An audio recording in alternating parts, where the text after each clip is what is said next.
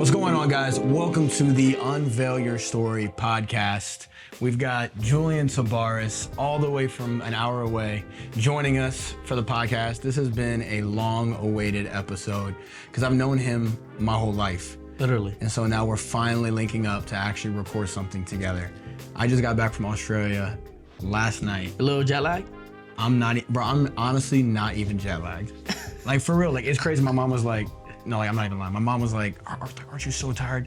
And I feel so good. Yeah. But I think I'm gonna be like trash tomorrow. Yes, for sure. You're gonna be gone. I think tomorrow I'm gonna be all messed up. So anyways, I get back and we have a wedding happening on Saturday here at the church. He's playing and he was just like, yo, let's run the podcast. And so I can't say no because this has been like... Actually, I think it's worth mentioning that I'm only on this podcast really because of Shannon. What did Shannon do? Okay, so quick story time. Shannon we were in London, and after like one of the nights, the work nights, we're just in the lobby, and we just happened to get really deep.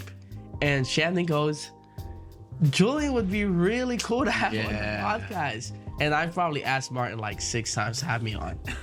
Cause I genuinely. He's probably the only one who watches and listens to the podcast multiple times, like not just one time. Like I'll rewatch episodes. I appreciate that. I do love the podcast. So we're finally on here, and right before we started, he was like, "Bro, what are we gonna talk about?" All right.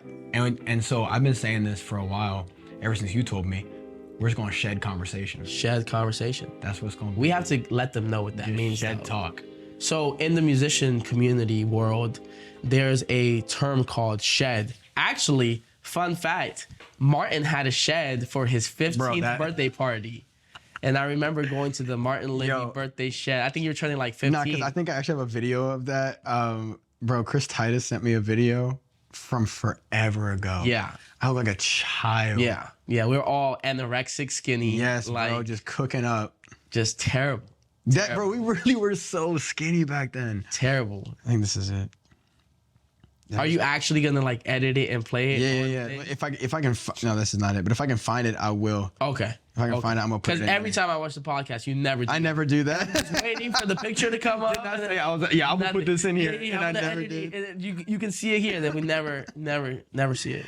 All right, so you've been off social media for a while, right? How long? It'll be a year in June. So like for the people who don't know who you are, which I feel like probably not a ton that would watch this podcast, but for the people who don't know who you are, just give like a brief like intro. Just okay. What's your bio? All right, so my name is Julian. I am 26 years old currently. I serve as the music director at my dad's church, a church here in Maryland, where I literally learned to play the piano at that church. I learned to do everything that I do at that church. I owe everything to that church. I'm originally from Colombia, moved to the United States when I was 5, met Martin when I was 5. This is 2003. And this is what I think people don't even know. Like, we really do go way back. No, we do. We go way back. 20 years. Like 20 years. Yeah. 21 years. Martin. Which, another fun fact, he was out of a daughter work in our church. Like Hispanic daughter work. And so the whole time, like, we were growing up together, I didn't really even know who we were. Because there was just so many of us. Yeah, there was just so many of us. And it was so, I mean, I don't know how big it was back then, but it was also in another building. So, like, it wasn't in our main building. It was in another facility. Like a side campus. Yeah. So, like, they would have service. When did y'all have service? Do you remember, like, what days it was? It was like they had service at, like, Friday nights. It was, like, on off days. And then, like, Sundays at, like, 3 p.m. or something like something, or 4 p.m., something random like that. So I would never see Julian. And then I think way later in life, you, like, told me that you, like, yeah, bro, I was in your church. Yeah. And I never knew that. Yeah, I mean, there was a lot of kids back then. Even in the Sunday school department in like, CLC. we probably, like, I mean, you might remember, we probably, like, crossed paths. No, we did, for sure. Like, I vividly remember being, like, 6, 7 years old and, like, meeting you. Because, I mean, crazy. You were the pastor's son, so. Come on, bro. No, like, everybody was like, this is the guy. And I was like, crazy, cool. though. So, yeah, we really do go way back. But going back to a little bit about me, I started playing the piano when I was 13 years old. And that's it, bro. I've just been playing the piano ever since. God has opened up some pretty cool doors in the midst of that. And which is what you're pretty well known for, is just is piano. Yeah, just piano, and then but my you do blog more than that. here and there. I try not to. But right now you're doing something. which is You're producing. Yes. Okay, so we do a lot of stuff with UPCI Music. Shout out to Brother Hoffy. Trust us to do some things there, some production there, and then we just recently, literally last week, we produced alongside with Gabriel Torres and John Atwood, James Wilson's last record. Yeah. So he's starting a new deal, like a collective work called Gloria MSC. The MSC is short for music. And it was a lot of fun, man. It was a lot of fun being able to make those decisions. Usually I just play for James. So stepping into this role was a little bit different in the production role of making the final James for a while. Woof. We've both known James for a while. I feel like you've probably known him more like relationally than I have. Yeah, for sure. I just was never in that circle. I think that's because of the music solely. Yeah. But do you remember when James moved to Maryland? No. I just remember him leading worship for stuff. So it was 2013. Oh, for real? Youth camp. And I know you were there. Because we were clowning that year. Heavy. I played drums.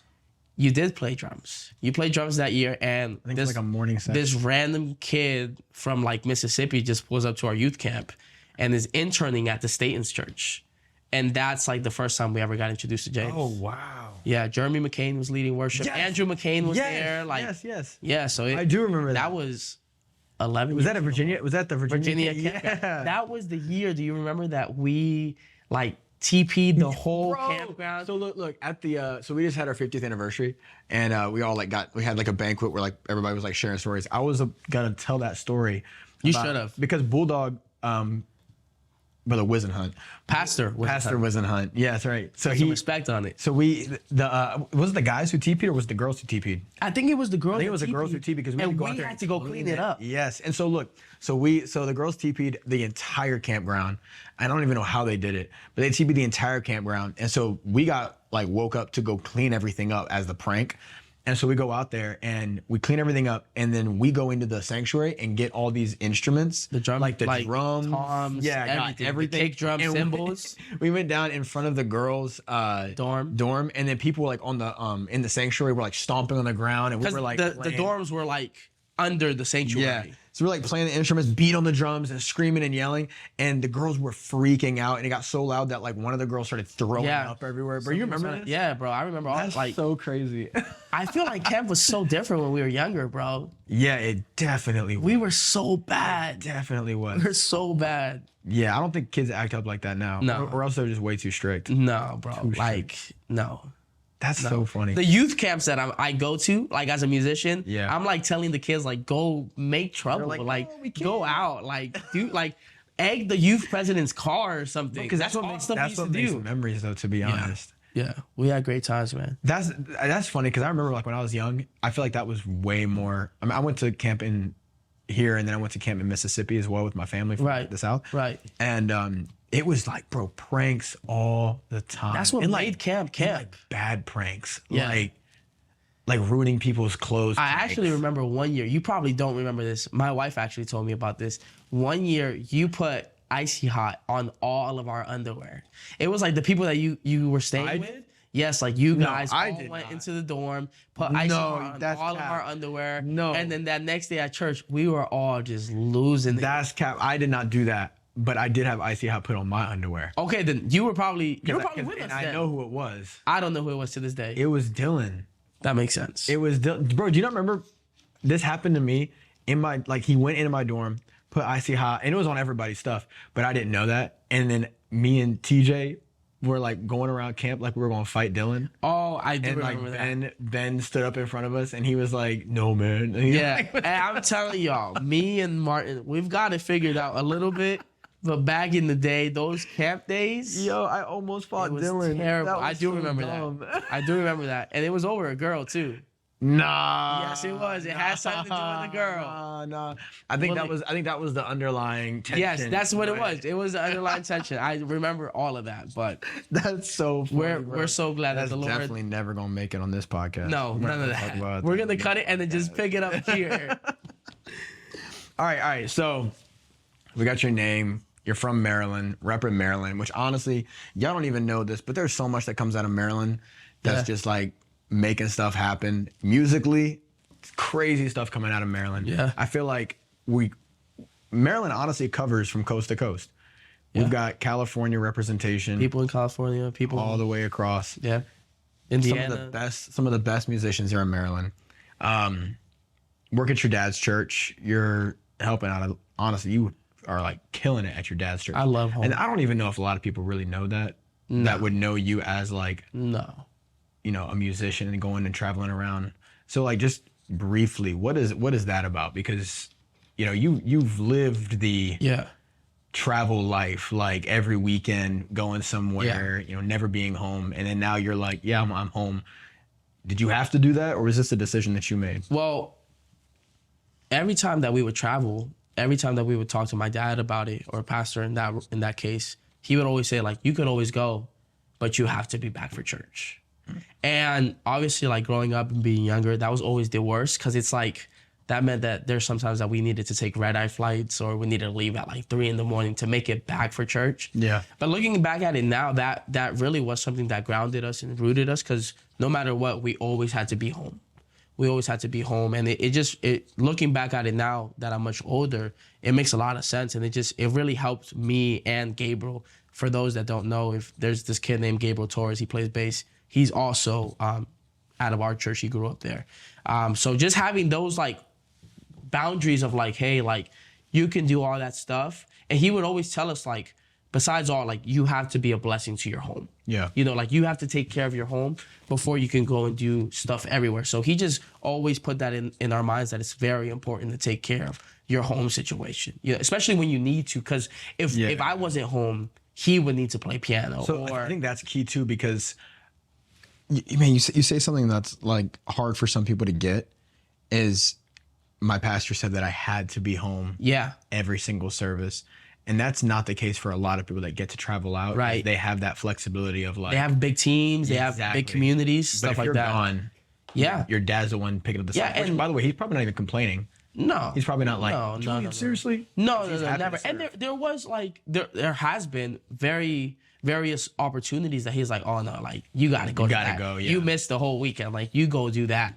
But even for me, like, he's a pastor. I don't want him to have to focus on music. For the ones that don't know, my dad is a music major. He went to college, studied music. Like, he can play piano. He teaches parts. He was actually directing the choir at our 50th year anniversary. Like, go peep the video. I might put it here if I remember. He loves music, so that's something that he can do. Yeah. But for me, it's like, I just feel like he's like, let him pastor. I agree. And then we'll take care of that stuff. So yeah, it's been a sacrifice. I think that's admirable, because you actually, I mean, just whenever you were on social media and like posting on YouTube, there was a lot of stuff that I would see, because we didn't talk like every day. Right. And I didn't really know what you had going on, but I could see it from a distance. And I'm like, bro, Julian is everywhere. Like, you're playing every conference, every event, anything that's going on, people are calling you out like, oh, we got to have Julian come and play keys. And I think that's like, that does one of two things to people. First of all, it can give them a big ego. Right. And like, oh, I'm the man. And then second of all, it's providing income for you. Right, right. And so to be able to have like the humbleness, and also just, I respect you're submitted to your pastor. Right. To go back home and like say no to some stuff. Right. Like, that's big. Yeah, no, and it was a lot of times. And truthfully, there was a lot of times where we were getting big headed. And that's where he would like come in and just give us all the spanks. Bro, the blessing of a good pastor to be able to do that. Truthfully. And that's something that I think in our community as creatives, that's something that's not spoken about. Sure. It's not a big thing of like, you need to have a man of God in your life that is not afraid to correct you. Because if you don't have that, you're honestly a lost cause. Yeah. You know what I mean? If you don't have somebody that you are accountable to, it's only a matter of time before your shipwrecks. I agree. And I've seen it many times with many musicians. I'm sure you've seen it in your space, where it's like, these people don't have that accountability. And maybe even for a little bit, we're tempted to think that that's very cool. Like, oh, these people don't have someone that they have to, they could do whatever they want. But I've seen it that it never goes well. Yeah. We need somebody in our lives that can put us in our place, especially when we're successful. Exactly. Yeah. I made a video recently about the danger of being behind the scenes, and how like one of two things is, first of all, like, you can get so busy that you just kind of like, you just kind of forget about the important things. But second of all, you can become really cynical to what you do. And especially whenever you're working like in ministry, that if you're constantly working in ministry, and it's super easy just to neglect that like personal walk with God. Right. Which I don't know. I mean, you can maybe speak to this. Being on the road all the time is like, you've got to keep up. Tough. You've got to keep up. Yeah. And also, like, just as much as that, this is something that I've been thinking a lot too. We can kind of hide behind our gifting. Yeah. You know what I mean? And we can like, oh, well, I don't really have to pray or I don't really have to connect because everybody sees you worship and they all see you like, because you're doing your thing. Right. But, you know, it's just a hard reminder to me all the time that it's like, man, God doesn't care how gifted you are, how talented. He looks at your heart. Yep. And he really knows what's there. And what I've fallen guilty of in my life before is like, I can fake it. You know, like I can worship to where people think I'm connected. Yeah. But nobody likes to admit that. No. But I'll be the first one to go on the record like I've been there. Yeah. But I have to be constantly reminded that God knows what's on the inside. He knows what the motives are. And there's two sides to that coin. There's the coin where like, oh, he's not really worshiping, he's faking it, but it's genuine on the inside. And then there's the side of like, oh, I'm faking it. Everybody thinks I'm good, but I'm really not good on the inside. See, and bro, that's why it's so important not to do it for anybody else but for yourself. If you're gonna worship for you and God. Don't worship for the people. Exactly. Because it is really easy to fall into that trap of, and I mean, dude, I'm in the media space, and we're the most known as being like cynical or backseaters, or, you know, wear the t-shirt to church and not really care about how we look or how, like, what the appearance is.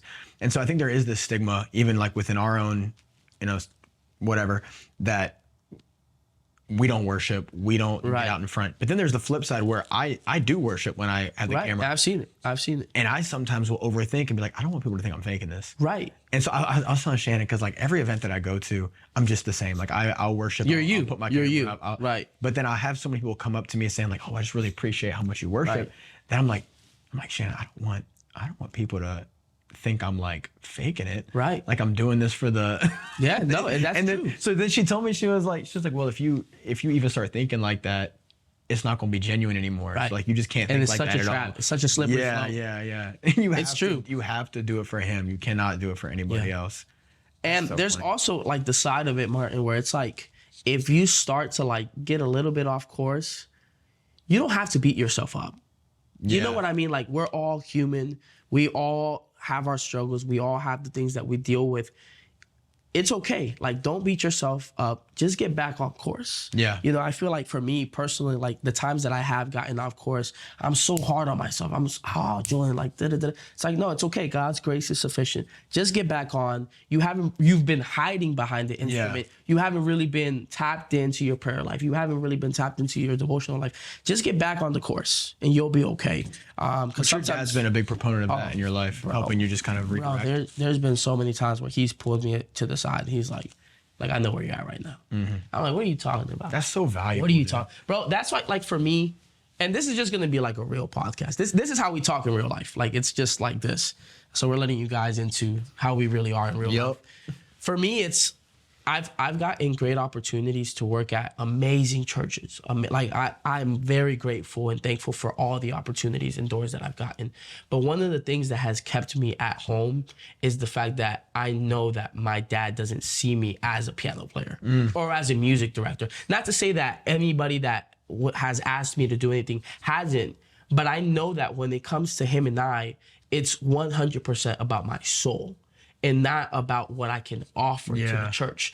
And I've seen it, and it's really heartbreaking to see the amount of people that have served at a church for a long period of time, and then after they're done serving, that church doesn't care about them. They're like, oh, well, you're not a part of us anymore. And they just kick them to the curb. They don't really see them as souls.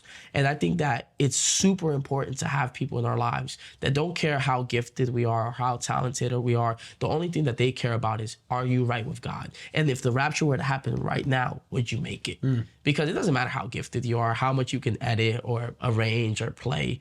If that rapture comes and you're not ready, all is lost. All is lost. So having that like foundation at home for me has been, there's no price limit to that. There's been times at my dad's church where I haven't made, as you know, a good living or a good salary or as much as I could have other places. You know what I mean? But I just always knew that there's no price to what I have here of being shepherded and being corrected. And I may not like it, but just being in a place where he can draw my attention and be like, hey, like, I don't care how good you sound on piano, or I don't care how good you're doing X, Y, and Z. Like, you need to get right. Like, you need to make sure your heart is right. My dad would tell me growing up, he would say, I don't care what you do as long as you're saved. Right. And there was never like a push to like, I want you to be, you know, X, Y, Z. Like, I don't want you to be pastor of this church. I don't want you to be the best evangelist or whatever there is. Which I think, like, when you grow up a preacher's kid or a pastor's kid or whatever, there is that pressure from other people that you have to like fit into this mold of ministry. That's so freeing too to hear. Yeah, that. and so like, freeing. so it would always tell me like, I don't care what you do as long as you're saved, which has really kept me grounded because I don't have that pressure of I have to fit into this mold that my dad has set out for me. Right. Which I think that's what happens to a lot of pastors' kids. And you're a fantastic musician who's been invited so many places, but I don't think your dad's ever put that pressure on you of like, follow in my footsteps, be the best musician. Never. And like, actually, that's something that I really commend my dad about. It's like, I had my stages where I wanted to play basketball. I had my stages where I wanted to skateboard and do all of these other things. Not one time did he ever pressure me to do music. Yeah. You know, and I just think that in the big picture, that was so good for me because I don't think I would have wanted it if like it was something my dad was forcing. Like, you have to play. I think that's so true. I think I would have just kicked it to the curb. Because now we're seeing the effects of you being willing to be home with him rather than feeling like jaded or bitter because he forced you to do this thing that would help him. I have people that I know that their parents who were also music majors like wouldn't even let them eat until they practiced. That's crazy. Until they like did their scales and then they could eat. Bro, what? Which, you know, like if that's what you're into, that's great. I just know for me, I wouldn't have fell in love with music had I had those like requirements been put on me of like, oh, this is a chore. I love to do music. It's not something I have to do. You know what I mean? Well, okay, so then I think that's interesting because I look at you as a musician, but you probably have other things that you want to do in life as well. With that, what do you feel called? Like, do you feel like God's called you anywhere specifically? Or do you feel like music is the... This is the way that I've always viewed it and the way that I think about it. Like, I just want to give God a blank check. Sure. To whatever he wants to cash out. So if that's doing music, I never want to tell God no. Because I don't feel like that's what we were created to do. We're created for him to use us in whatever form or fashion that is. Something I keep bringing my dad up, but something that he teaches us a lot is don't ever get attached to the season that you're in. What does that mean? Some people do the music thing, the music ministry thing for so long that becomes who they are. Yeah. It becomes who they are. And then when that season ends, they go through a really hard time because that defined who they are. And what he's taught us is like, at the end of the day, you just be a worshiper. Because you can be a music director and be a worshiper. You can be a pastor and be a worshiper. You can be the janitor and be a worshiper. That's something that you can always be. So I try not to get too like tied into like, oh, well, I'm the music director, I'm the piano player, I'm this, I'm that, because that can end in the snap. Going back to the question though, like it just really is whatever God wants me to do. If he wants me to pastor, if he wants me to preach, if he wants me to, I never try to tell him no. Obviously, Julian preaches. Y'all might not even know that because man, your church should be posting more clips of you. But Julian preaches, bro. He can throw down, which was crazy because I didn't even know that. I remember I went to your church one time, and bro, it was just so random for me because I know you as a musician, right? And you pulled up with the Bible and you started just throwing down, and people were like getting with it. And you were preaching in Spanish, so I had no idea what you're talking about. But man, like you preach. I think something that, and we talk about this a lot off camera, like in our friendship, is and this gets me in a lot of trouble sometimes, but I just really believe in excellence in whatever means that you can. Like always giving God your best. So if I'm asked to preach, even if I don't want to preach or even if I don't feel to preach, I'm going to give the very best that I can. Sure. Now, obviously, that might not be as good as Martin's message or, the next person or whatever, but it's going to be the very best that I can do. And I just always feel the conviction really to give God my best, whether that's me playing the piano, whether that's me preaching, whether it's me doing cleaning. Like, honestly, like there's times at my church where it's just me and my wife and we're just cleaning. I think that's so awesome too. Like Shannon and I have been talking about this a lot. Is just like the willingness. We talked about this at district conference. The willingness that I see. Just honestly, your whole church is this way. But even like it's exemplified from the top down of servitude. And like your dad will show up to like district events. Honestly, a lot of times here at our church, and he'll just be setting stuff up, decorating. Yeah. You guys will come out and cook, and it's just like everybody is so willing. Everybody is so and also excited. Yeah. like it's not a chore. It's not like a drudgery. Like it's like, yeah, we get to help the kingdom. I've never had a conversation with like the people at your church about it, but we've talked about this. Is it the same way back home? Like, is it the same way it's worse CDA? back home, bro. I remember one time. It's worse. we had this past New Year's. We wanted to do like the whole confetti thing at the end of New Year's, right? Yeah. So we bought a bunch of confetti in that New Year's, boom, and it's just, bro, like the whole sanctuary is covered in confetti. Yeah. And obviously, service ends, everybody leaves, whatever. Like we're like, we'll take care of this later. The next day, January 1st of this year, my dad just sends a text message like to everybody in the church, like, hey, we have like this mass like thing, right? What do you Hey, WhatsApp. Oh, that's so foreign of us. That's so foreign of us. Yo, that's what a lot of people here used to. Right. So, hey, we're gonna be cleaning at the church. If anybody could swing by, we would appreciate the help. Bro, when I tell you that there was like 70 people there. Oh my goodness. Like we cleaned the whole entire church in like 20 minutes. I love that. And then not only that, they went and they bought like steak and meats and sausages and rice, and they started having a cookout outside. We were all just having a good time. So it like, okay. Off the confetti cleanup. And like people brought donuts and like, and we're just having a good time. And it's really like that for anything, bro. Like anything that they say like, hey, let's do this, we're all in. And I think so in Spanish, ministry is called privilege. Like it's literally like, oh, I have this privilege. Oh, okay, what's your privilege? Oh, I have to sing, or I have to host a service, or I have to open up a scripture. But everything that like you do is called a privilege. Yeah. And that's really like, we're kind of built with that mindset of like, whatever I can do for God is a privilege. I don't have to do this. I get to do this. And when we think about serving the King of Kings and the Lord of Lords, that has to be our mentality. Because I in the musical space, I think about it like this. I think about it like if you were playing for some huge secular artist, whoever it may be, I don't know, Jay-Z, whoever's out there, That's a crazy artist to pull out. Whoever, I don't know, bro. I don't know, like, you sound like you're 60 years old. Taylor Swift. Britney Spears. Taylor Swift. All right, sure. Something that is like the top. You're not gonna go to that rehearsal not knowing the material. Yeah, you're not gonna show up looking dumb. You're gonna do your very best to be on top of everything, because it's like this is a big deal in the secular space. Yeah. How much more are we obligated to serve God in the way that we can? That's true. You know what I mean? Like if we're able to do that for men, if we're able to do that for people that are just on this world that haven't really done anything for us, how much more should we give a spirit of excellence to God?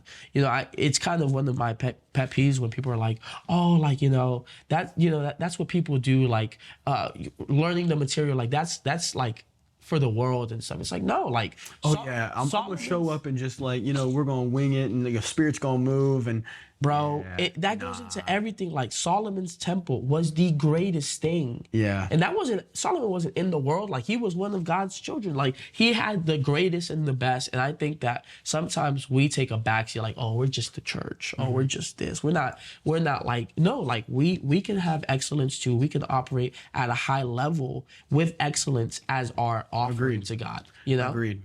What are your thoughts on that? Well, no, I agree. And I was actually gonna ask you a follow-up question about it, because I think that I've seen this. So I've only traveled very minimally out of the country, but I feel like when I have traveled out of the country, I've seen that same sense of servitude and excitement to serve the church.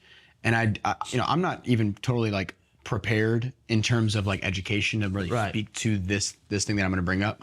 But, and I don't want to make a blanket statement, so don't misunderstand me, whoever's watching this.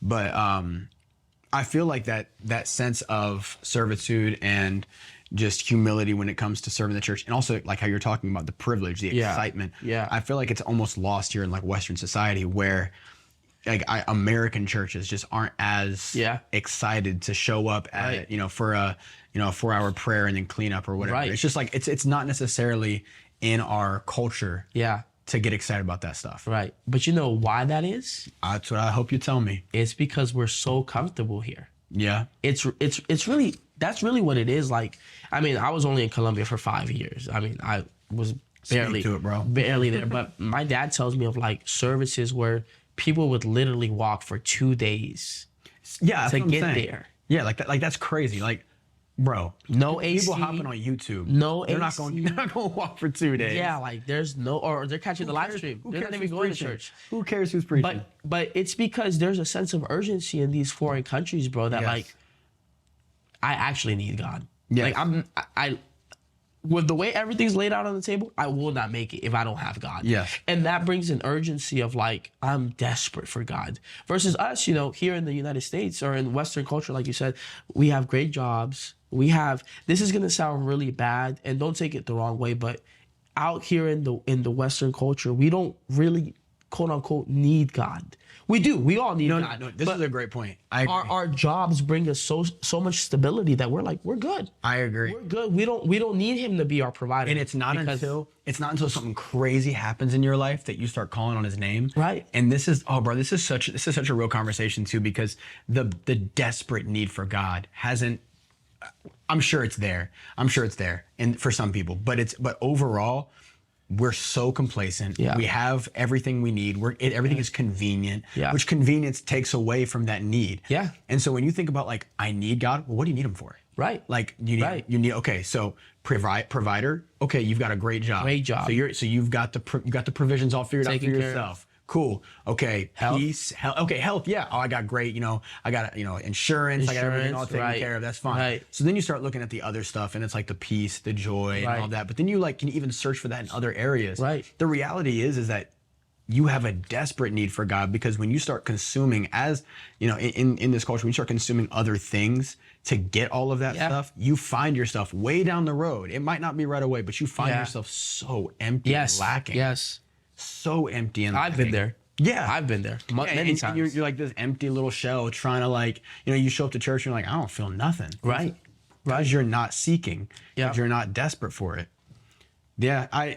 Dude, this has been something that's been on my mind for a little bit. That's heavy stuff, bro. Yeah. And I think going overseas really magnifies the issue. Yes. Because you're like, whoa, these people are like, it's like the last night of camp for them in like the prayer meeting. Like they're ready to go. And it's just a couple of guys talking about this heavy stuff, bro. I'm just thinking all of it is really a reflection of how much better we have to do. That's really what it is. I'm not at the place where I need to be. I don't think you are either. None of us have ever made it. We can always. That's crazy to say. Volunteer that for me. Let me say it though. Are you at the place that you want to be, Martin? Tell me right now. I want to be better. None of us are, bro. We all want to be better. Yeah. We just need to know that. And because I feel like for me, when I acknowledge that, that's where God meets me. Yes. You know what I mean? It's when I'm like, God, I actually can't do it. Yeah. That's where he meets me. And I just think it's so important we always joke around and say just don't take yourself too serious. Bro, yes. It's hard to do that here, especially with the social media. That's my water. Yeah. I think this is mine, but that's fine. You got it. For real? Yeah. That's fine. It's hard with social media though, to take yourself so serious. Thank you, Mark. Let's talk about that part. Social media? Let's taking yourself serious? Let's talk about it.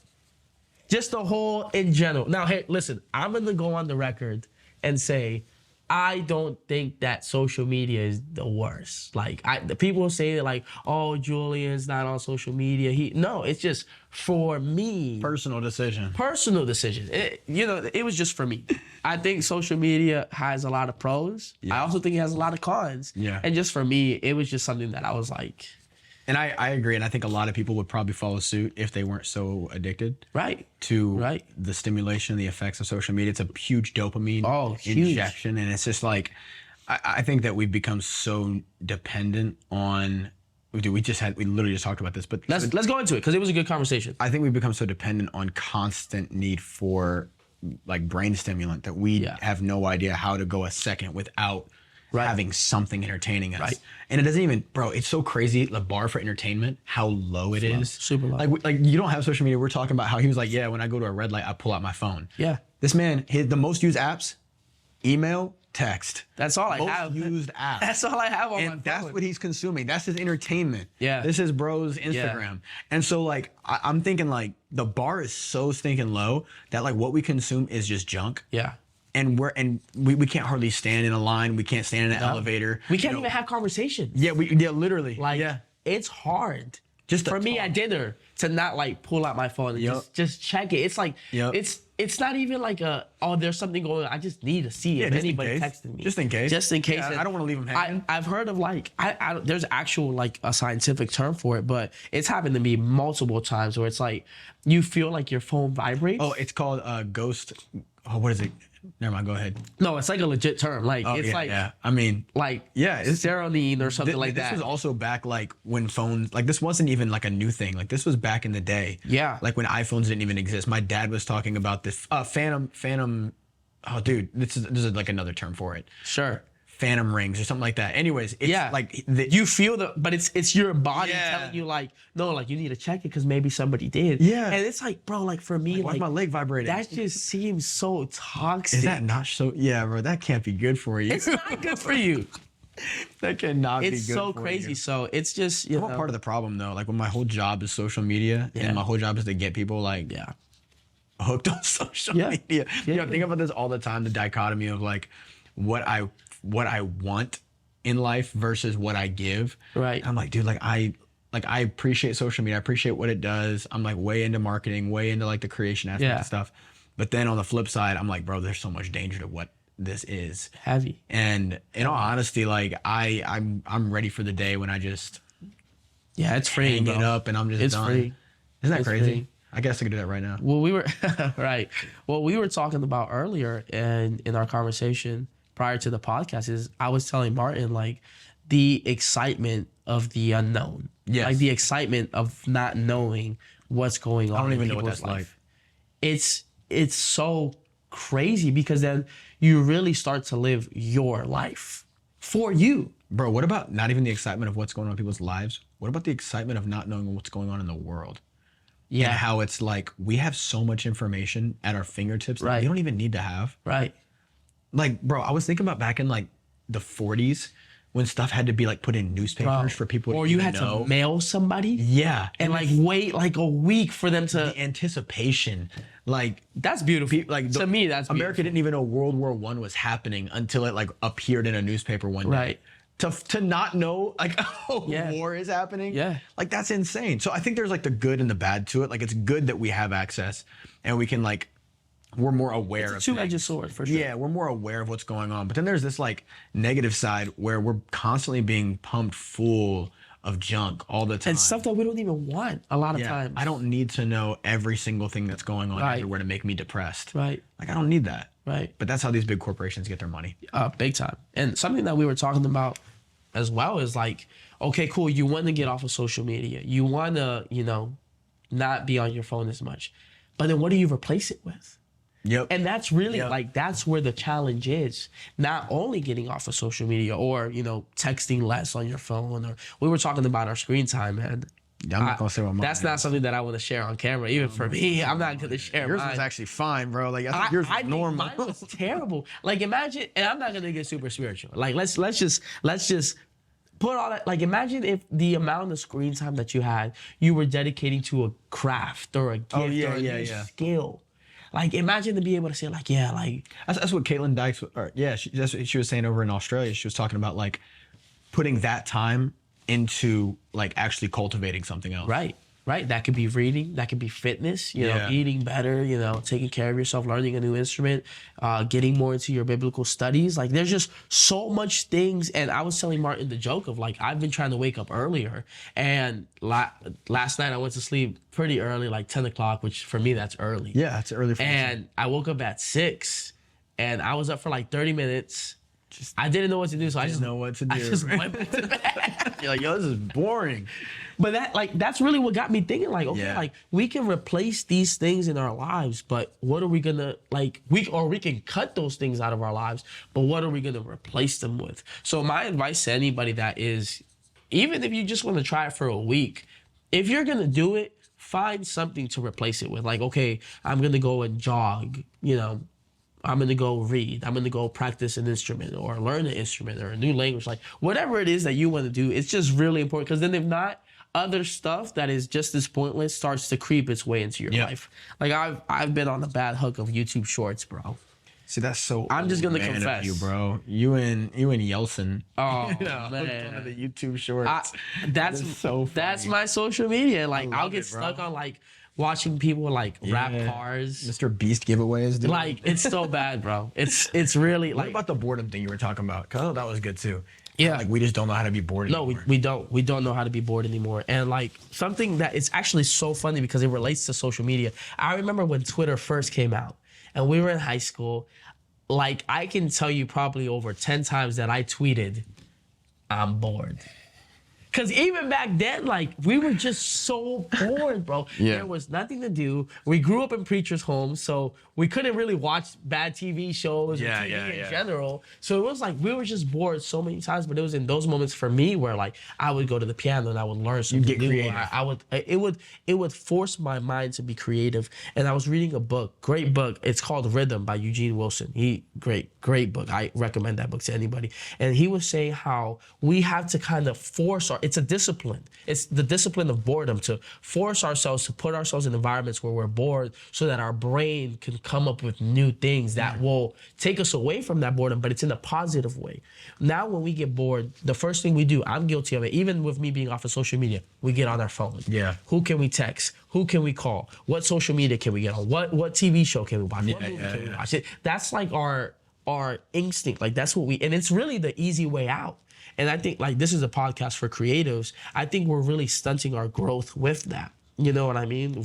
Like finding a place where we can just be bored and out of that boredom, create new things that we've never seen. Hey, newsflash, it might be terrible. What you create might be the worst thing ever, but it's getting you a step closer to a greater result or a better product, you know, whatever it is that you're I think working an interesting for. thing as well is people feel like they have to be present online to be able to be up on what's like current, which has never in the history of art ever been an issue for any big artist.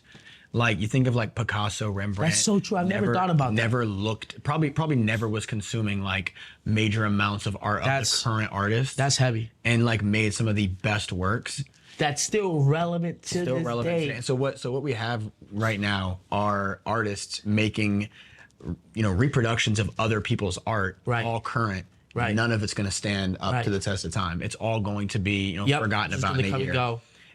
I'd be curious, like, what it would look like for, like, you know, in my space, like a filmmaker, to like get off of social media, get away from like, let me consume everything, to like, let me just work on my fundamental skills. There's that fear of like, I'm gonna miss out what's current. Yeah, who cares, bro? But social media has perpetuated this need for trends. Yeah. Like, we need to have something that everybody wants. Bro, nobody knows what they want. Just show them what they want. Right. And so go make something crazy that nobody's ever thought about.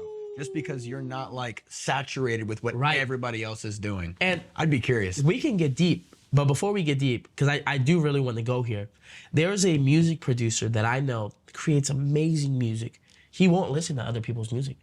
He literally, like, he doesn't even have the music app on his phone. Yeah. He's like, what I want to create, I want it to come from me. Yeah. I don't want it to be filtered by anybody. God made us creative. That's the other crazy thing, is God made us to be creative. Like, God...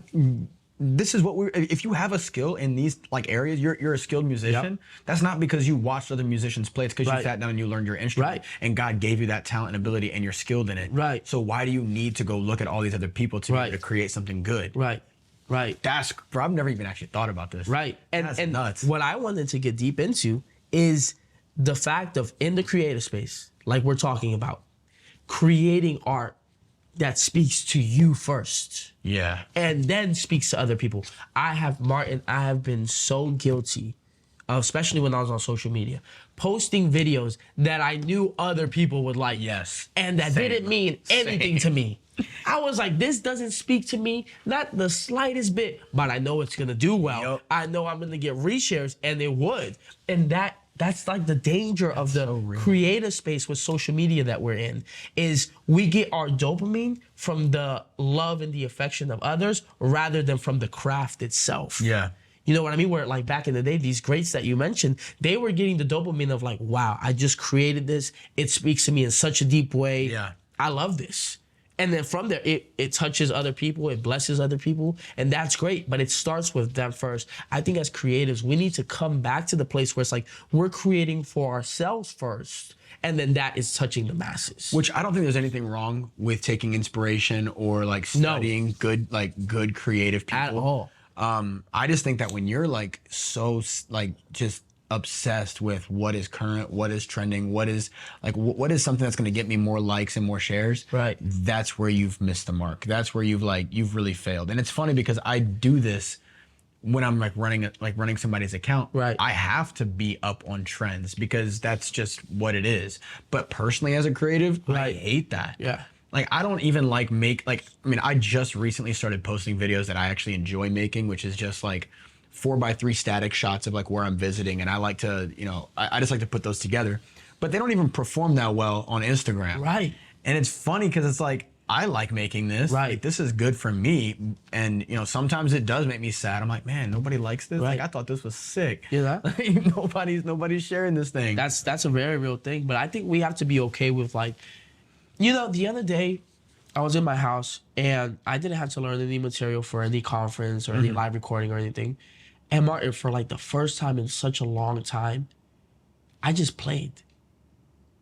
Like, and it was so refreshing to me to just play. Yeah. I don't have a deadline.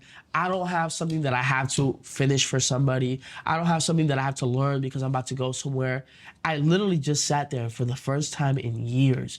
I just enjoyed the art.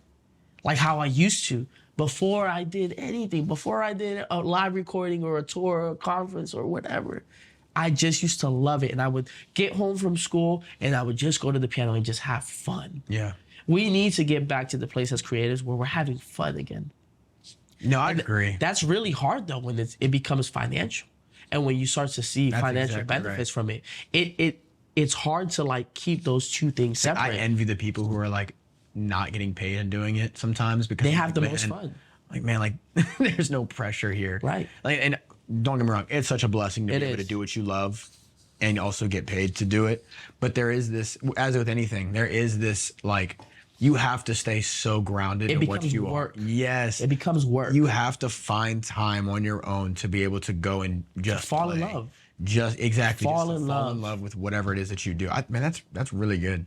Yeah. And it's also convicting for me because I'm like, I search for that all the time. Like, all these trips recently, I've been like, I'm taking time out. I'm going to make a video. I'm going to do something that I like to do because I really do enjoy filmmaking. Right. I'm going to go do this for me. I'm not going to do this for anybody else. I got terabytes of footage that nobody's ever seen just because I enjoy doing it. Yeah. Yeah. And I think being okay with the fact that there's no audience for that is also super important. Like what you mentioned earlier of like, oh man, I'm posting this stuff and it's not doing well. It's like, it's okay. Like there's a space for everything. There's a space for the super viral stuff, but there's also a space for the stuff that you really enjoy. And to be honest with you, I've seen this in my life. The people that appreciate that stuff are the people that genuinely like it. The masses, it's just like, oh, this is cool, but it doesn't really speak to them on a heavy level as opposed to like the stuff that's more personal. Because I remember being young, bro, and like us going to DC and you just shooting and filming. Bro, back in the day, before any gigs, I used to take photos, and I wasn't even doing video back then. I used to take photos every single day. Yep. It didn't matter what it was. Like I had no money. I used to rent camera gear from this site called Borrow Lens. I used to rent camera gear that I could not afford, and I would get it. I wanted the new camera gear. It was like, I got a 5D Mark III and a 24-1.14 or whatever it was. And I used to go out and just shoot everything. I'd call friends, hey, come model. Like, you would hit me up. Yeah, bro. I would just shoot anything. It was just fun. And I would post it on Instagram, but I wasn't famous. I wasn't like, doing crazy numbers. Right. But I loved to do it. We need to get back to that place of love. It's hard. Wow, bro. It's a discipline to re-fall in love. I heard this one preacher say this thing. I thought it was so funny. He was like, it's easy to make 10 women fall in love, but it's really hard to make one woman fall in love 10 times. I've never heard that. He said it in his sermon. That's funny. I don't remember a single thing from his message. I just remember thing. that. I was just like, whoa, that's crazy. Yeah. Like getting back to the place where we re-fall in love with the thing that started. Like take away everything. Take away, and That's such a good point, this is something that like is kind of a reminder to me. Like, if you were to go back, Martin, 5 years, 10 years, and you were to tell young Soul Libby Instagram account, like, hey, this is what your future looks like. Yeah. These are the countries that you're going to visit. These are the people that you're going to impact and reach and are going to be inspired by you. You wouldn't even believe it. Yeah. So something for me therapeutic, and this is letting y'all into my personal life. I really like to go to my high school, bro. Because like when I go there, like obviously, well, no kids are there. That's weird. But like,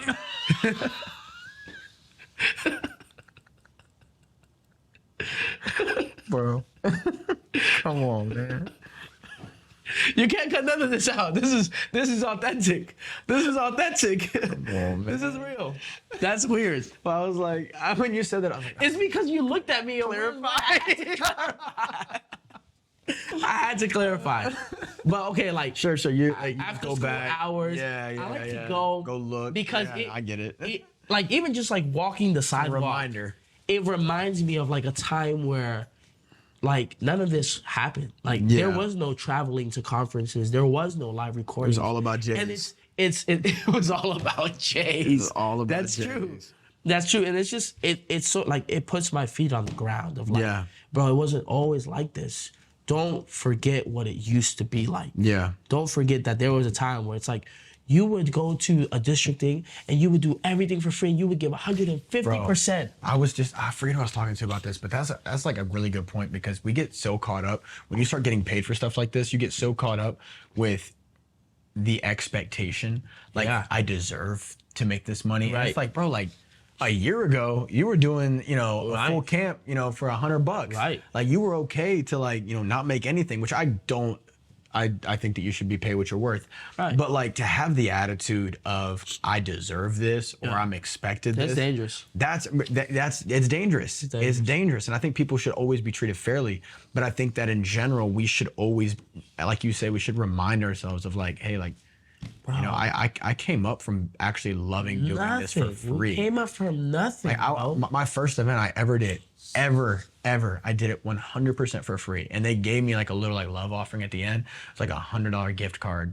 And I was happy about it. First event, did it for free, 4 days. I took photo and video, didn't know anything about what I was doing. Right. But I was so stoked to do it. I did that event, I think 3 or 4 more times, all for free because and it was every single year. And so consecutively I was getting better. Yeah. Consecutively I was getting hired out to do stuff. Yeah. But I did that one event for just whatever. And I was like, hey, like whatever it is. And as it got bigger, I had a team and I was like, hey, I have to pay my team, but I'll do my part for free. And so as it would grow, I would just, because they took a risk on me and I loved to do it. Right. Which if everybody had that mentality, I promise God honors that. God blesses that. And when you start getting big headed and like egotistical about like your skill set, remember who gave you that in the first place. Yes. And that's also the same one who can just snatch it right away and no opportunities. And we've seen that. I know you've seen that in the music industry. Time and time again. Get too big and then all of a sudden it's like, where'd they go? Time and time again. Yeah. And it's like, we're in pretty murky water right now, Martin, with this whole pay thing. But it's like, this is my conviction, everybody. This is a safe space. I hope so. I have no idea. Safe for me. I hope so. I hope so. Fuck it. Like at the end of the day, I want to live my life like if I work for God. Yes. And God will be the one to take care of me. And I can tell you my testimony of like, I've been to places and maybe they haven't taken such good care of me, but I've still given it my all. Another parentheses, I have the custom to not open stuff up when I'm on the road because it's like, I don't want that to dictate how I am. Sure. You know what I mean? But I've seen it in my life, Martin, where it's like I've gone to a place, I gave it my all, I served to 150% of what I could give, and then I haven't been compensated too well. And I've just said, you know what, God? It's in your hands. It's all good. Yeah. It's all good. Like, we're just going to keep it pushing. Sure. And then, like, something random will come up. Always. And I'll get blessed like crazy for, like, something little. It'll be like, hey, can you send me a track that you made? Always. Yeah, cool. $500. Yep. And I'm like, what? Yep.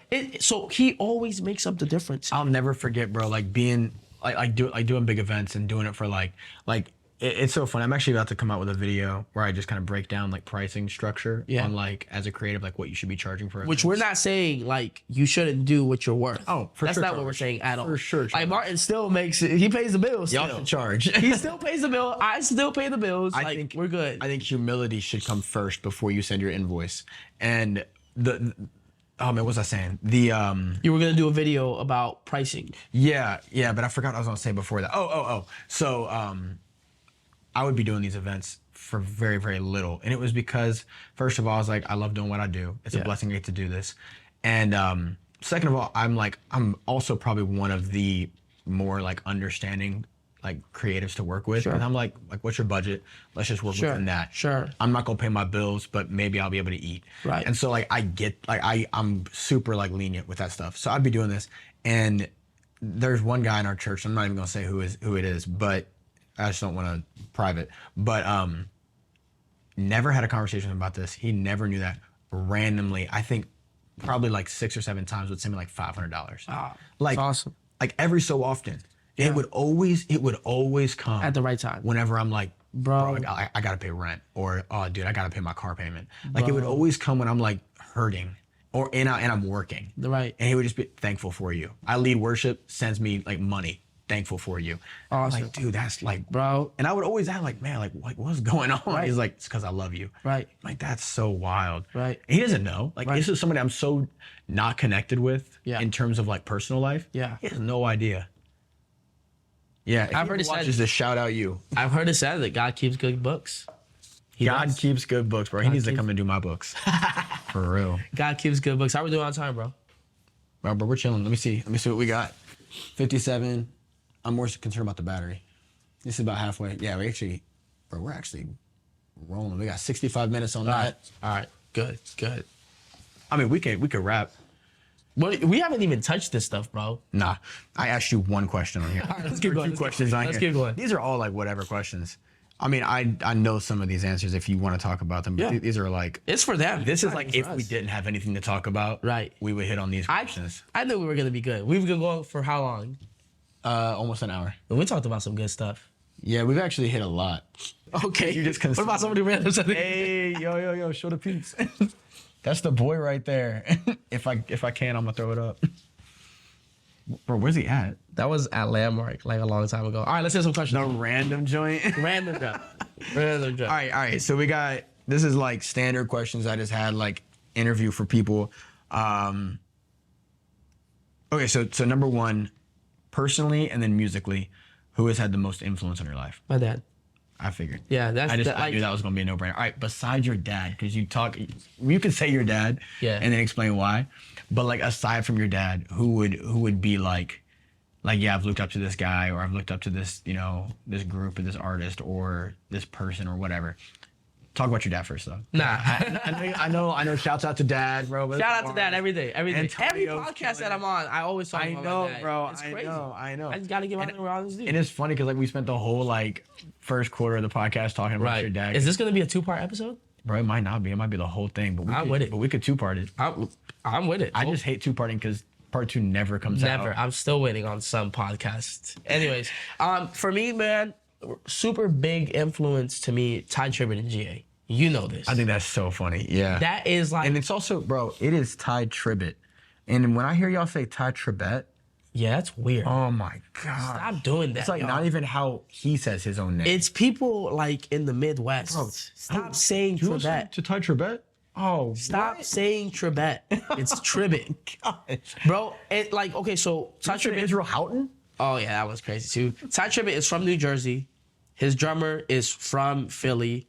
Yeah, they're all from our area. Yeah. You know what I mean? So it's just, that sound is so impactful, man. Like, if you really listen to those records, I truly believe with all my heart that if Ty Tribbett dropped out Victory, the whole album right now, it would be the greatest gospel record to drop. It holds. In 2020, if he dropped out Stand Out right now in 2024, it would wipe everything out the water. That music is so timeless, and as a musician, like you can, like there's still stuff that I've been listening to that music for over 10 years, Martin, and there's still times where I'm like, whoa. I didn't realize that the bass was doing that. Yeah. It's like their music is like onions. Thaddeus. Shout out Thaddeus Tribbett, one of the greatest. Their music is like onions, and you can just Yeah. you can just take it back. That's It's so real musical. too. And how So like musical. how multidimensional all their music was, because like even on Victory there was like so many genres packed within a gospel album. They had so much. They had like a little R&B in there. Bro, Yeah. people don't even realize that like the way that we shout today is because of what they did in 2004 with Stand Out or with I Still Have Joy. Like that literally changed the whole that song entire that game. song still goes, Like bro. it changed the game. I think that they are like a once in a generation group. I don't think that there'll ever be anybody like them musically speaking. Now as a whole, Israel Houghton he's. So I remember I asked Julian this. We were in London, and I said, "Hey, what did I say? Like two like the or like who's the greatest gospel artist, or who's like?" I think you said Ty Tribbett and was it Israel? Yeah, it was Israel. That were like two of the greatest. Or maybe you said it was just Ty Tribbett, and I was like, "That's cat." No. Ty and Israel. Okay, for sure. For You sure. said you said they were the most influential in how like gospel is. Yeah, I mean, think about it. Like, I guarantee you, I would put my entire like salary on the line for this. Somebody this weekend saying, "Lord, you are good," or "Friend of God." Facts. Yeah. Or But "Our God reigns." Nobody sang a Ty record. No. But what Ty did, That's what I was talking about in London. I was like, bro, no, you're right. Nobody's pulling out. You're right. Nobody's singing "Son of Man." Yeah. You know what I mean? But that would be the one song that could. What Ty did was more so for the musician community. Of like pushing the bar of like, hey, this is what we can do in church. Like this is the level of musicianship that we can execute at in church. Yeah. Like nobody had ever brought that to the table before. Yes, there was great bands before, but a unit like Soundcheck. I mean, we're talking about Paris Bowens, Thaddeus Tribbett, Spanky McCurdy, like all these guys. Like we had never heard so much chemistry from a group before, and I'll tell you why. Because when the friendships are good, it affects the creative process. We were just talking about that. Yeah, that's why. When the friendships are good, you make better content when when everybody's they're just rocking together. That's why it's so important. And we just were talking about this on the phone. It's so important if you're putting together like a crew to do anything, musically, creatively, if you just gather the most talented people, vibes are whack. Yeah. If you gather friends and people that are like in that space, but you guys all like, you guys are all just like really good, close friends, it will be so much better of a project, no matter what it is. I've done projects where like we'll show up and it is like stacked, but you got a team, but everything just feels off. Right. And it's like, none of these people work together. None of these people really like, are in the same, groups or circles. And like, we all know of each other. We all have done maybe like a couple things with like, this guy and that girl or whatever. But like, none of us have like all together like done stuff. Right. And you can just tell that the chemistry is just missing. Yeah. Like it's just not there. It doesn't make any sense. Like me and Gabriel, I mean, we're literally blood. Yeah. Every time that we've been like not on good terms, it has affected the music. Oh, it doesn't make any sense, bro. But it's literally designed that way. Like I can't explain it. But when we're like the closest of brothers and everything is good and we're like this, everything is so locked and it feels so good. And you can tell that the music is just working. Yeah. But when we're not, it shows in the music. Yeah. You know what I mean? So what to Martin's point is like, we really, and if there's any young people watching this, like, your character is so important. You gotta be somebody that's people want to be around. It doesn't matter how good you are. If people don't want to be around you, they're not gonna call you to work. Yeah. Bro. Because here's why, Martin. Here's why. What we do, whether it's the music space or the creative space or film or whatever, is such a small portion of the whole entire deal. Yeah. We'll probably do 10% of music to the 90% that we're going to go get food, that we're going to the hotel, that we're doing this, that we're in the lobby. Imagine doing all that and getting on everyone's nerves and nobody wants to hang with you. Yeah, it's personality matters. So just as much as you work on your craft and your gift, make sure that you're somebody fun to hang with. Work on being a good person. Work on being humble. Work on not talking about yourself the whole time you're with everybody. Time. Yeah, and you don't have to be funny. Bro, you don't have to be funny. You don't even have to talk a heavy a lot. one. Bro, you ever hung out with Matt Ewing? Oh, yeah. Quiet Yeah. as But he's a good out. hang. great, just a good guy, just a good guy, and also very talented at what he does. Phenomenal. So there's just like there's dynamics to it. Like if you're not like a personable person, like you don't feel like you're very like outgoing or whatever, just be like easy to hang with. Just be like a good person to be around. And also, I think another big thing is also just be willing to work no matter what it is, even if it's not like what your job is. Right. So you're there to like play drums, but they need you to help wrap cables. Oh yeah. Be available. Oh yeah. Because that's another big That part. goes a long way, y'all. Yeah. That goes a long way. There's places that I've gotten asked back, not because I did a good job, but because they're like, this guy's down. Yeah, yeah. And that's a lot of like when you're on smaller projects, like that's a lot of what you'll have to do is be like, you know, a roadie plus like what you're doing. Yeah. But that's the stuff that gets you on bigger projects where like other roles are filled and you can just do your thing. Right. But you'll never get to that if you're not you know, good to be with. Here's something that I've had to learn the hard way. Understand social cues. Bro, that's huge. Understand when it's time to joke around and when it's time to be serious. Because there's times for each.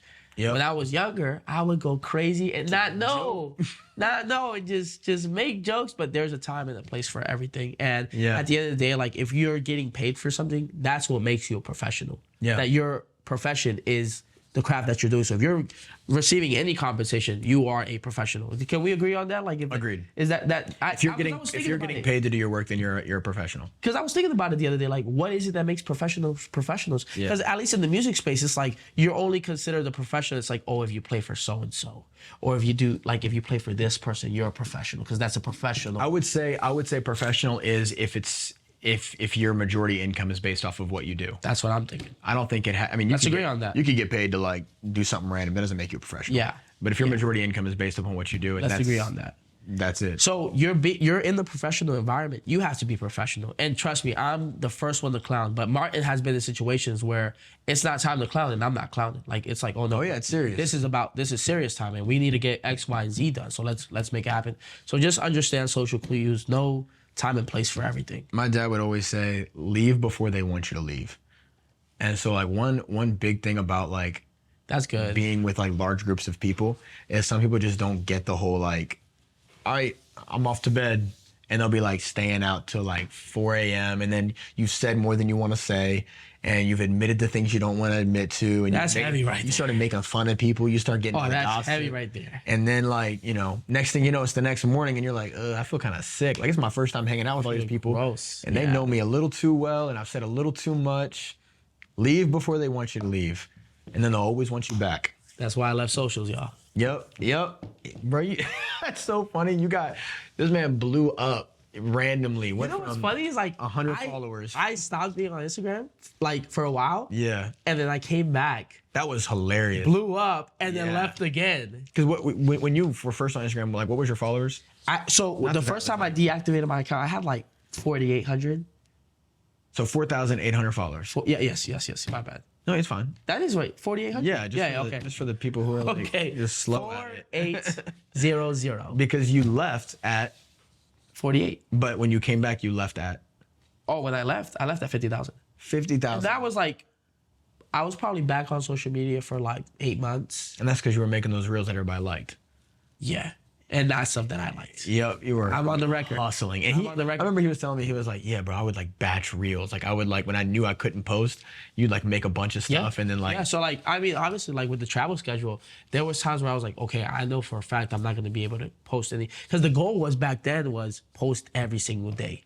I was on that before anybody else. But this was like a fever dream. This was 2021, bro. I remember you getting micro famous. I remember you like getting followers and like, thinking like, this is so random. Because it was like everybody at the same time. Like it was like you started getting followers. I remember Zach Diggs like got on Instagram. No, bro. He came on like a year and a half later or whatever. Everybody. And but it was like, I remember like in our circles, it was like all of a sudden everybody started like catching on to like, I got to post reels. Which by the way, like I'm going to just go on the record and say, I'm going to look at this camera too right here. Just because you have a lot of followers does not validate the work that you do. Yes. You can have 1 million followers and still be terrible at your craft. That's heavy. That's true though. That's heavy. So it's like, don't get your validation from the amount of followers that you have. Get your validation from the results that you're providing. Well, I mean, you don't even need to be good to have No, you don't. Instagram or no, you don't. have There's Instagram literally to be good. there's literally musician pages that they literally are just clowning and have Bro, thousands. Shannon Chance and I talk about this, about how like directors of like big movies, or like, you know, director of photographies for big movies that are Right. like killing it in their field. They're so good. Got like 300 followers on Instagram. I don't doubt it. Posting like, you know, Instagram edited I photo of their don't doubt tacos. it. And it's just like, bro, this dude made Avatar. Yeah. And he's like, you know, Yeah, got because they don't nothing. care about that stuff. They bro. do not. Truly, and it's so shallow. I mean, I was in it. I mean, 50,000 subscribers is not a lot nowadays. Like, And we you have. call them subscribers too. Oh my goodness, YouTube. that's That's crazy. I'm old. That's what That's what that is. like I'm my old. dad, bro. That's crazy. But like, that's really like, it's really nothing. But it feels good. Of You know what I mean? course. Like, bro, it was so I mean, you bad. were getting a little money from it too. Like It was so like, bad to a point where I was like, I was waking up to 1,000 new subscribers or followers every That's so single wild. day. Like, I would wake up and it would be like 1,000. Yeah. So I will say there is value in that, because there's a responsibility of, It pushed me. all right, now people care about what I'm posting. And this is why it's so fickle to me, is because, you know, in Ecclesiastes how it talks about vanity is vanity, all is vanity. All is none of it vanity, matters, says the it's all preacher. just, you know, Yep. it's all just whatever. Because like, yes, so true. But then there's also this flip side of like, now I have 50,000 people that potentially care about what I have to say. I have a sense of responsibility that if I'm going to be posting, what I post needs to provide value. Be at a standard. Yeah. And it has to be like good. And as a Christian, I want to make sure that now I have this audience. I want to make sure that I am at some point providing good, a good example for somebody to look to. And which is a big thing. yeah, and so like, you know, I can't act out, I can't be stupid, I can't make dumb jokes, or like whatever. There is this like responsibility that you then have. And so while it doesn't matter, who cares about how many followers you have, when you do have them, Yeah. be on your A game. Be like, responsible. Be a good steward. exactly. Be a steward. Exactly. Because I do Yeah. feel like in a certain sense that is a blessing. Like that is like God saying, hey, I trust you. Yeah. Like, okay, you put the work in on this side. Now, I have no idea. I can't speak to God that he's out here like letting people get famous on Instagram. But I will say that you should just be a good steward Yeah, you should. of what you have. Yeah, and that applies to everything though. That applies to, you know, your ministry at your church. That applies to everything. But going back to what we were talking about, like if I had like a camp that I was going to, and it's like, okay, we're not playing until Thursday, I'm gonna film 4 videos at home to be able to so post that- Monday, Tuesday, yeah. Wednesday, Thursday. And then when I'm there, I can record. Like it's there. your job. And then, no, like it was literally like, I remember I would go out with my friends and like the restaurant that we would be at doesn't have reception. I would go outside, post my post, and go back inside. Like Yeah. that's how dedicated I was. This is before you could schedule. No, yeah, you couldn't. That wasn't the thing back then. So I want to ask you one more question, and it's up to you if you want to answer this or not, because this gets personal. But you told me about this in London. It was, what was the best year of your life, and then what was the worst year of your life? And We talked about that in London. I don't know if it was the worst year of your life, but you told me about some like pretty hard times you went through coming up to whenever God finally started opening up doors for you. Cut it right here. What are you talking about? Whenever you were working at the agency, whenever Okay. you were, Yeah. Okay.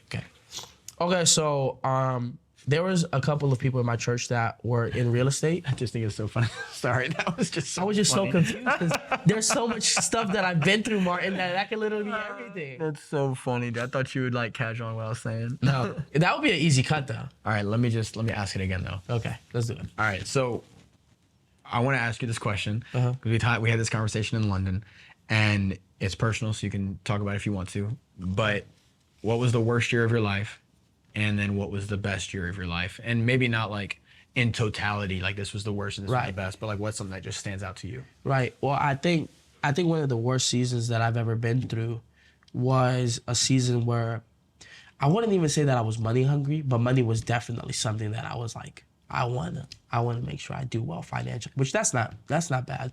But to make a really long story short, there was a couple guys at my church that were doing real estate.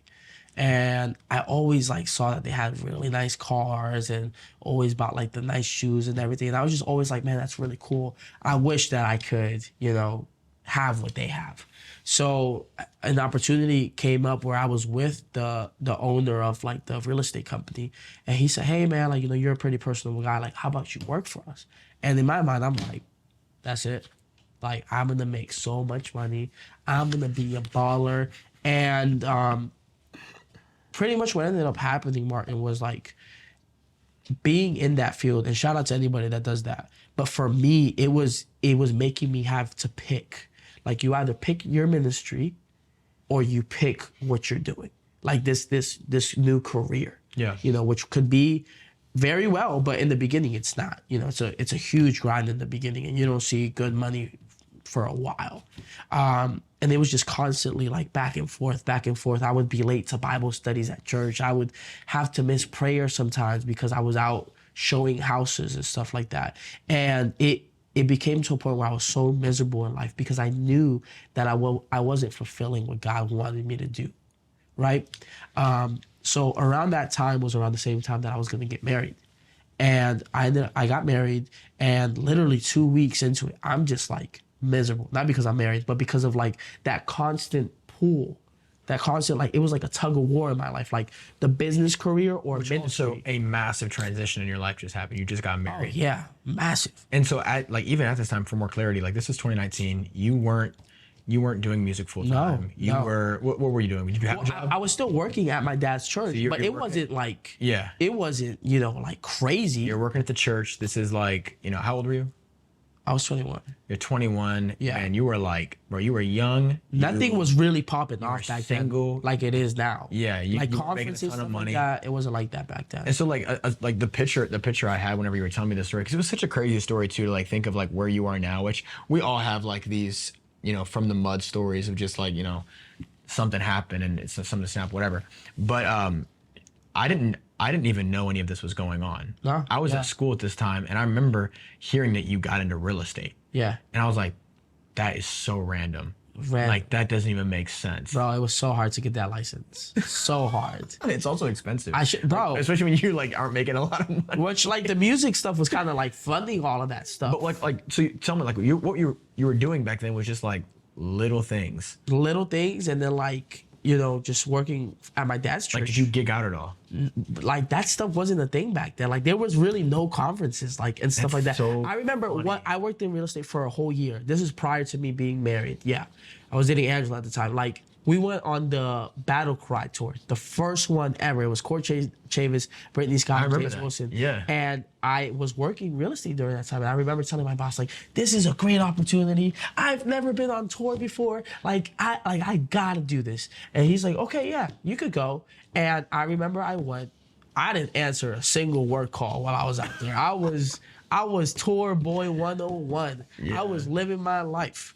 And I came back and I lost all my clientele. Yeah. Like, I literally had zero. Yeah, because they were trying to email you. They were trying to buy a house, and their real yo. estate agent is playing piano at church. You know what I mean? So, I mean, no, I would do the same thing. But Yeah. I remember just being like, man, like... And back then, it wasn't too hard because it was like, okay, this isn't we're not traveling every single week. Yeah. It's like, that was like a once a year thing. Like, the travels back then weren't really like how they are now.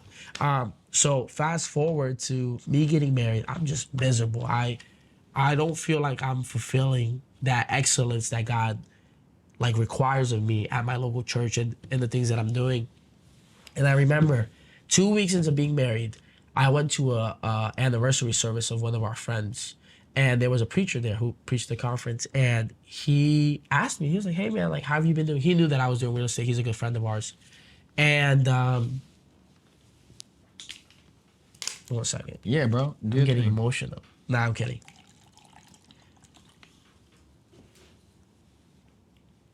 It's like when you're preaching, everybody's staring at you, nobody's clapping. It's just, you hear the AC running in the back.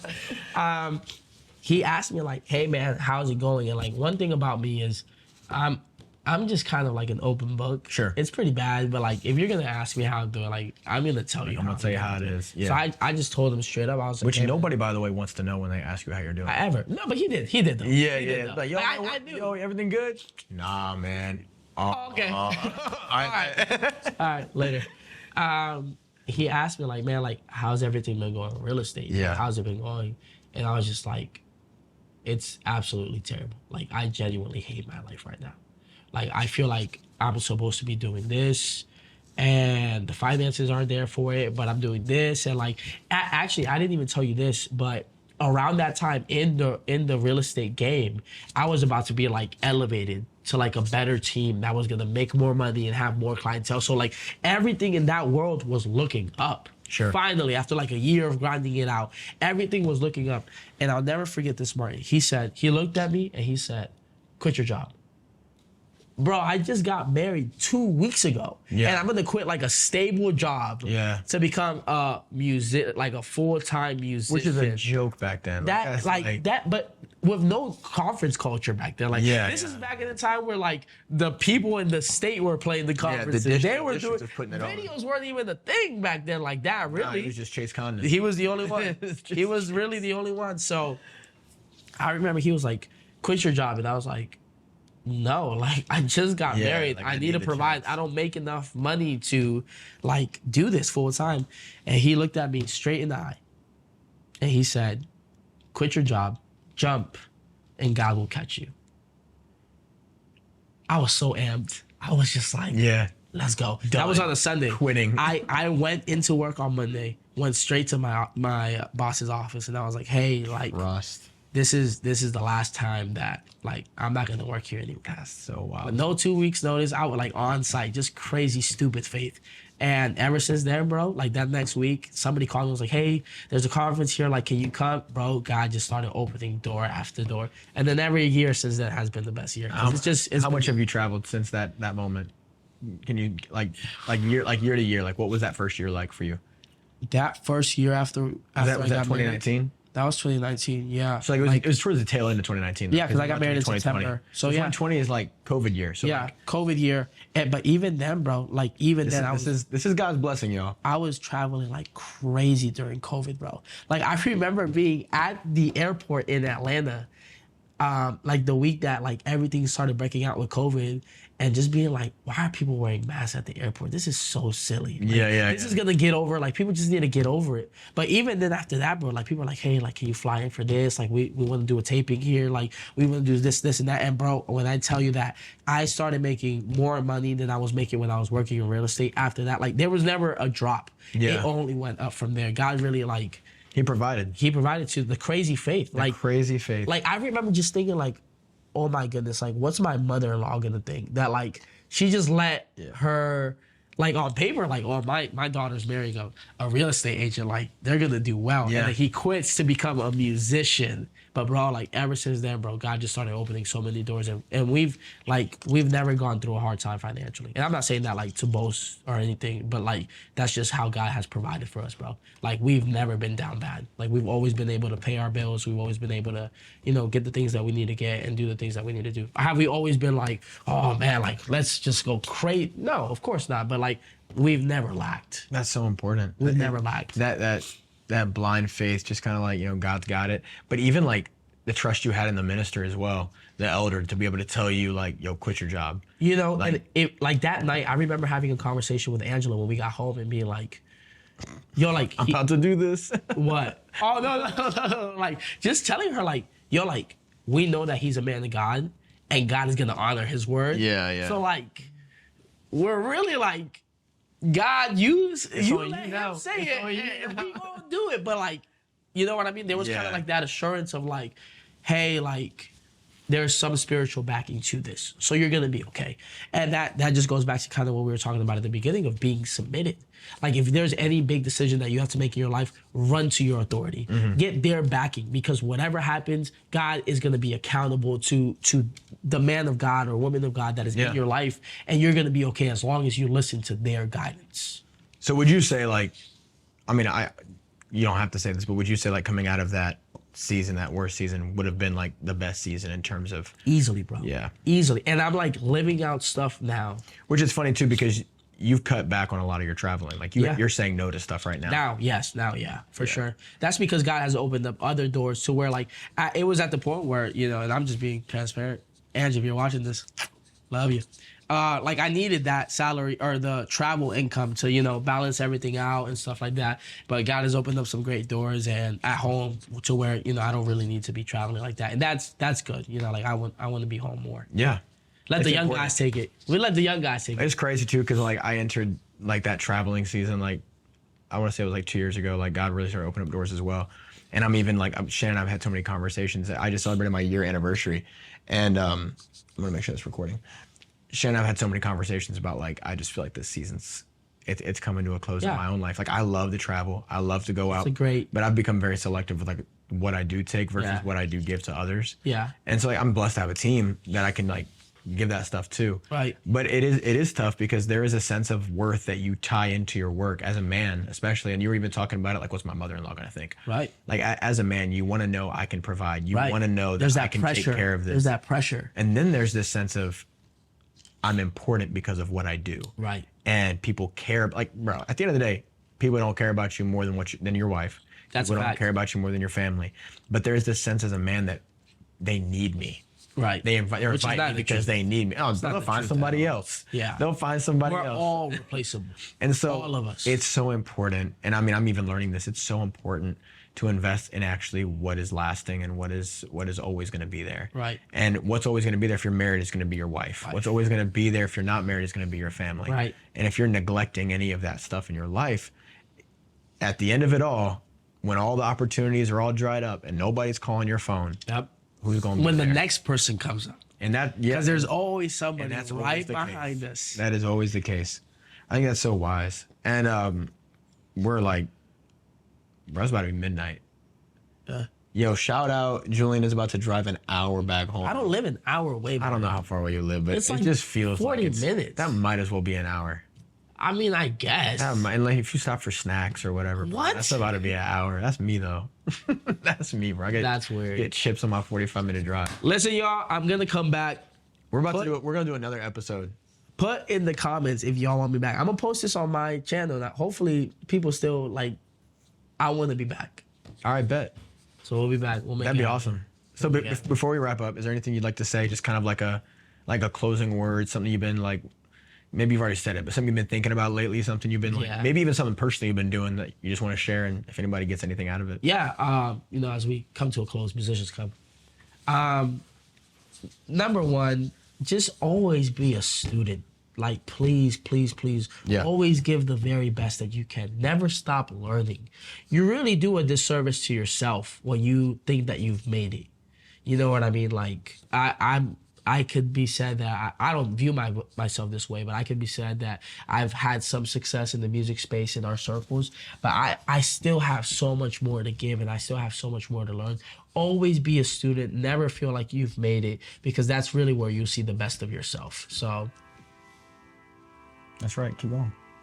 With the tremble? Can't do the altar call music. Bro, you're about to get...